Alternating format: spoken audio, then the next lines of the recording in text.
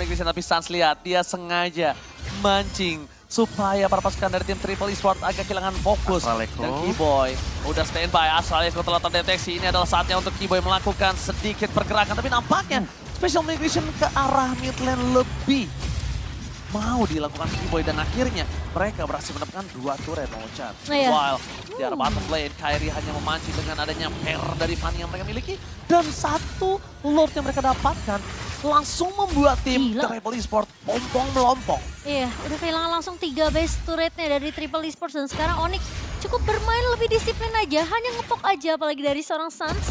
Dan kita juga tahu Kairi dengan skill cable-nya bisa memberikan setidaknya presence-nya terlebih dahulu. Gak usah terlalu overcommit untuk masuk team fight. At least setidaknya mereka coba untuk nge-pick off 1. Atau jangan-jangan teman-teman dari Onyx akan bermain dan coba untuk nge-camp di area top lane. Karena kebetulan Lordnya ada di bawah dan ada Blade of Despair yang baru diamankan. Gue lihat si Triple Esports udah mulai agak kehilangan arah tuh, lihat. Roll tadi di kamera kiri belakang. Kiri bawah dia lihat. Cukup sulit untuk bisa mendapatkan siapapun. Dan Astral Echo mendeteksi 5 player secara maksimal. Damage yang tidak bisa dibendung oleh Sano. Ini udah benar-benar terlalu sakit. Lihat, Sans selalu memberikan presence di sana. Dia berikan semua damage poking terus supaya tim Triple Esports mau nggak mau harus keluar kandang all in Sans. Tapi ketika Sans yang di all in, mereka rugi banyak. Iya, ini masalah utamanya juga Sans masih punya Astro Spear untuk dia berlari-lari, Astro Recall untuk escape. Dan bahkan dari segi damage deal itemnya, lihat Sans sudah lengkap sekali. Lightning Truncheon, Enchanted Talisman, The Divine Glaive, bahkan Glowing One sebagai penutupnya. Iya. Jadi deteksinya bakal makin lebih mengerikan lagi ketika nanti connect dari segi source skill-nya. Entah itu Meteor atau bahkan Astral Echo. Tapi kalau ngomongin dari minimap Momo-chan, ini agak cukup berbahaya kalau terpaksa tim fight dari top lane loh. Iya sih.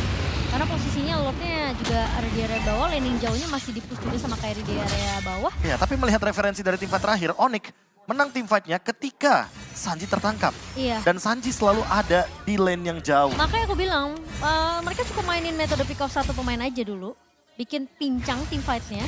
Atau paksa triple mainin 4 lawan 5. Oke, Console Gaming, Roll, hanya seorang diri. Siapapun yang mau ditendang ini ya benar-benar adalah keputusan yang cukup sulit. Tapi malah dibalikin kembali keadaannya. Special Migration dikeluarkan dengan Nether Realm. Berhasil menyelamatkan seorang Tarzan. Tapi dibalik itu semua Sanji yang terperangkap oleh perangkap tim Onyx. Kairi kali ini masih dengan permainan melakukan flankingnya. Lihat dia pakai Fanny. Dia mau flanking, dia nggak mau lewat tengah sana. Karena dia tahu dia bisa terkena Energy Eruption. Dia tahu dia bisa terkena Taun. Dan bahkan kali ini Lordnya coba untuk dikendalikan oleh cewek yang masih ready banget Purify-nya. On the way of Draken, Purify KM is every day, saat menjadi pilihan utama, tapi Troll kali ini nggak boleh lagi terperangkap. Energy Eruption mencoba untuk menyelamatkan sosok dari Bones. Tapi Tarzan kalau dia yang terkena damage dan dia yang ter-take down, gak ada power of retribution. Ini benar-benar keputusan yang sulit antara Tarzan atau Troll yang tumbang. Tapi ketika Tarzan tumbang, gak ada lagi kali ini perebutan retribution di arah Lord. Tapi jadi lebih mahal gak sih karena Tarzan yang tumbang? Dan sekarang Lordnya bisa jatuh ke tangan dari tim Onyx. Metode pick off dengan damage dealer jungler yang cukup tentunya bisa memberikan Kairi juga pressure menuju ke area dari Lordnya. Dan Lihat Nether Realm kembali harus dikeluarkan. Keyboy 2 kali. 2 kali Keyboy memberikan posisi yang cukup baik untuk tim Onyx dengan sangat bebas. Tapi hasil duet from Sano kali ini tidak bisa menghentikan permainan dari tim Onyx dan dibalaskan oleh Sans. Lihat. Wow. Dengan kekeran mata, Sans berhasil menutup ke arah Sano. Hilang di telan bumi. Mata elang. Wow. Kalau ini bukan mata elang, mata gilang. Mata gilang Iya dong. juga. Mata Apalagi gilang. dengan Astral Bener, Recall bener. yang begitu on point. Dan bahkan ada 1 lagi bonus damage-nya. Lightning Truncheon. Oke. Ketika sudah full damage, 120% magic bonus akan connect langsung ke arah Cloud. Dan Cloud-nya tidak bisa menghandle hal tersebut karena Purify-nya pun sudah digunakan. Bukan hanya itu aja Profesor KB, Cloud masih terlalu lama untuk bisa kembali lagi ke lane of down. Kairi kembali dengan trigger di arah top lane.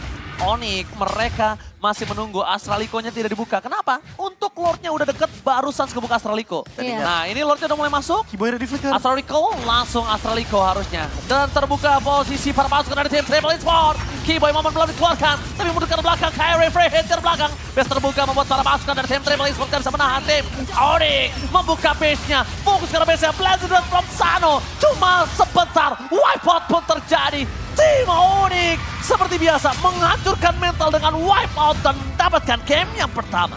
Wow, sang Raja Langit tentunya bermain dengan cukup sabar. Di game yang pertama, setelah kita melihat Sano ternyata tidak bisa berbuat banyak meskipun dia menjadi satu sosok yang mencoba untuk melakukan clear cepat ketika Lord sudah mulai masuk ke area base. Namun ternyata keberadaannya pun tidak terlalu memberikan hasil yang cukup signifikan, Bung Gabriel. Ya, apalagi kalau kita tadi menyaksikan bagaimana Suns yang mengendalikan tim fight-nya dengan Astral Echo. The Way of Dragon yang dipaksakan di-cancel dengan Purify.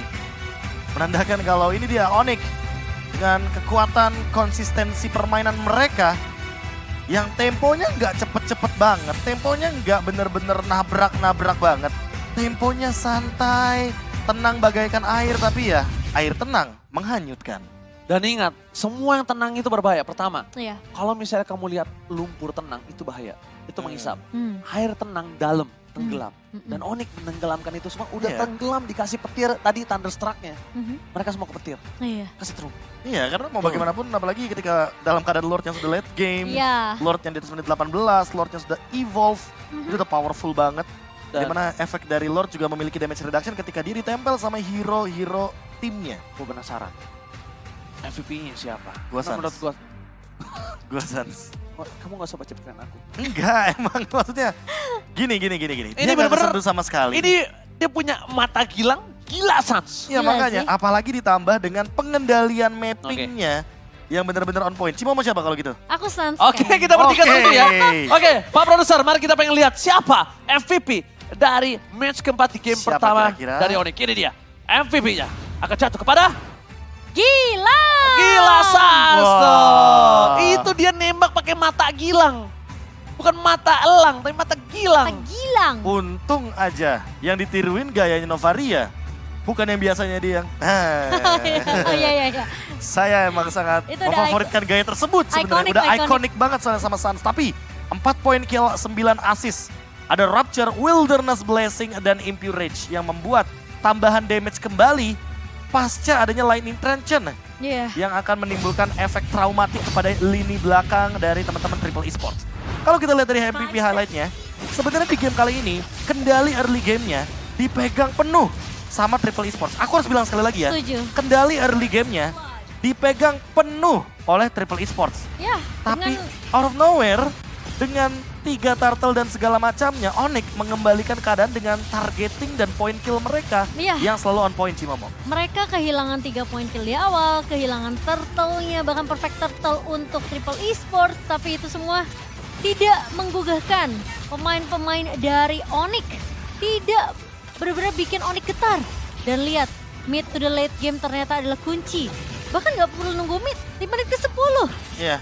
Troll di early game mungkin tahu targetnya siapa yang bakal di The Way of Dragon. Kairi, oke, dia bakal jadi target yang bagus banget. Keyboy, yes aku setuju. Karena tanpa adanya pembuka atau inisiator dari Onyx, mereka akan kesulitan untuk mengendalikan tim fight-nya. Dan yang aku suka, Onyx ini cuma menggunakan Keyboy dengan special migration untuk ngebuka atau men-trigger adanya Cult Altar. Nah itu dia.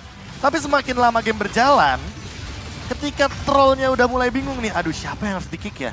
Serba salah ya? Karinya punya Purify, Ah, ah. Novarianya punya Purify. Kalau nge-kick Boots, follow up-nya Keyboy pakai Iya. pakai Guinevere. Udah pasti bakal jadi serba salah. Apapun yang dilakukan sama Troll di late game, bakal jadi benar-benar malapetaka bagi Triple Esports itu sendiri. Dan ini yang membuat Triple Esports ketahan di point kill 7-nya. Yang dimana awalnya kita bisa melihat 3 point kill yang leading banget early game yang temponya dipegang banget sama Triple Esports.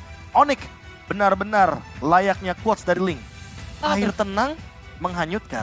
Wow. Karena memang keadaannya pada saat ini Cukup Onyx tidak dipercaya ya. itu ya sangat sulit untuk dipercaya karena mereka mainnya pelan banget. Temponya bukan yang Onyx yang nabrak kayak di MPL Indonesia. Aku ngerasa malah mereka cukup pasrah sih di early-nya sih. Wow, kalau Cukup kayak ngikutin tempo permainannya si Triple Ya. Esports aja. Tapi ini Gini Onyx loh. yang sering diperbincangkan juga sama para coach. Betul. Mereka ini playernya bukan cuma cari menang early game. Mereka cari winning condition dengan decision-decision apa yang tersedia dari yang terburuk dan yang terbaik di late game. Kalau misalnya kalian sadar, ada permainan Onyx yang cukup mengerikan dan itu tidak terlalu kasat mata. Kalau mereka memang early-nya tidak untuk mumpuni team fight atau tidak kuat untuk bermain dengan cepat, Mhm. mereka itu punya Suns. Kenapa? Dia bisa menggawangi dari rotasi, Iya. deny rotasi, mappingnya mereka tahu. Jadi istilahnya tetap masih memberikan ruang untuk cewek farming, Iya. Kairi ngejungle. Setuju. Jadi Dan- ketika ada 4 orang yang terdeteksi dengan Iya. big box tersebut ya udah tinggal mirror aja ceweknya, tinggal Makanya ngejauhin team fight. Makanya Suns kalau misalnya kita sering lihat, dia suka pakai hero yang mobilitasnya kenceng. Iya. Itu Novaria itu kan Iya. masih bisa maju Gore. ngebuka. Suka pakai Gore tuh agak cukup lama, tapi kayak misalnya dia pakai Parsha. Tapi di tangan dia, Gord itu cuma 2 detik dia tinggalin, clear Iya. wave, jalan tiba-tiba. Lilia. Lilia. Makanya dia gak suka Kagura kan? Iya, Lambat dia nggak suka soalnya. Kagura. Tapi Iya. kalau misalnya kalian sadar, itulah permainan dari tim Onyx. Early-nya memang dipegang Suns sih. Selama nggak kondisinya nggak kondusif untuk mereka, Aha. mereka gimana caranya mengandalkan mapping. Dan saatnya untuk spam di kolom komentar. Gila, Suns. Gila Suns. Mata Ini gila. momen yang benar-benar luar biasa. Sosok MVP yang mencuri perhatian kita dengan tempo permainan yang sangat-sangat pelan sekali. Suns juga tiba-tiba membiarkan cewek dan Kairi memanfaatkan space yang dia ciptakan. Dari Boots dan juga Keyboy bahkan lihat teamfight participationnya tinggi banget.